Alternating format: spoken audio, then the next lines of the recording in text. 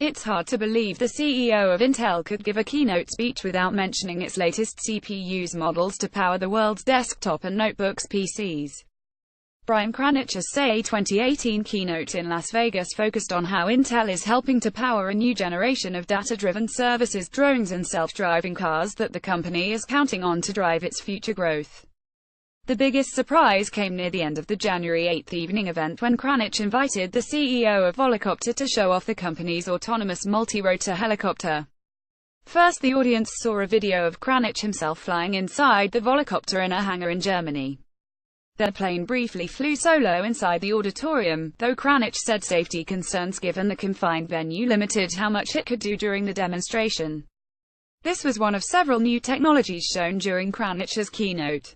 However, Kranich kicked off his CES presentation more somberly with a brief statement about the Meltdown and Spectre vulnerabilities that make systems powered by chips produced by Intel chips and other manufacturers vulnerable to exploits by hackers. Meltdown affects Intel CPUs specifically, while Spectre affects all modern CPUs. At Intel, security is job number one. Our primary focus has been to keep our customers' data safe, said Kranich. To date, he said, Intel hasn't received any reports from customers that any systems have been compromised. He also said Intel is working to address the issue and that the collaboration between companies across several processor architectures has been incredible. He suggested the best course of action for users is to apply any all updates from their operating system vendors and computer manufacturer immediately.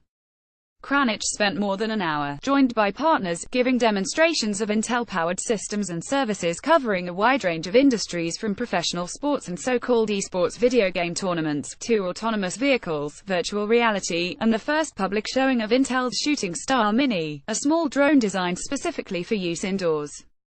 As many as 100 Star Minis can be controlled by a single PC. For his keynote finale, Kranich had 100 Star Minis light up the darkened auditorium, performing an elaborate light show.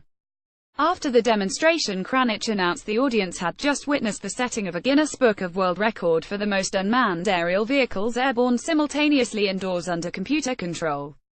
Several demonstrations showed how virtual reality will bring big changes to the way sports fans experience events. In Intel we have several different technologies to create immersive experiences, said Kranich. For example, Intel's new TrueVR technology will be used during next month's Winter Olympics in South Korea as well as during the National Football League playoff games.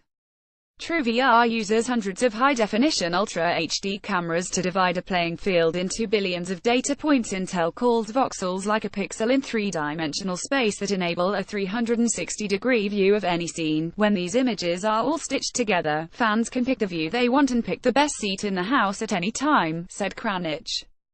The results have been stunning and we're just getting started. I think this could be the primary way fans watch our sport in the future, said Jeff Marsilio, Vice President of Global Media for the National Basketball Association. Other demonstrations showed how movie studios can use TrueVR to give viewers the option to see parts of a film from the perspective of different characters. In one scene of a movie western, the viewer was able to see the action from the perspective of one of the horses ridden by a cowboy. In a tease of advances still to come, Kranich and Intel researchers discussed work the company is doing in both neuromorphic and quantum computing.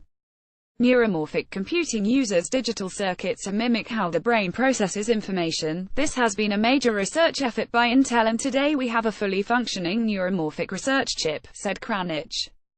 The chip, codenamed Loihi, could enable such things as smarter security cameras and real-time communication with autonomous vehicles to adapt to traffic patterns and other incidents. As for quantum computing, Kranich announced a 49-qubit superconducting quantum test chip, an early step towards Intel's ultimate goal of developing a complete quantum computer system.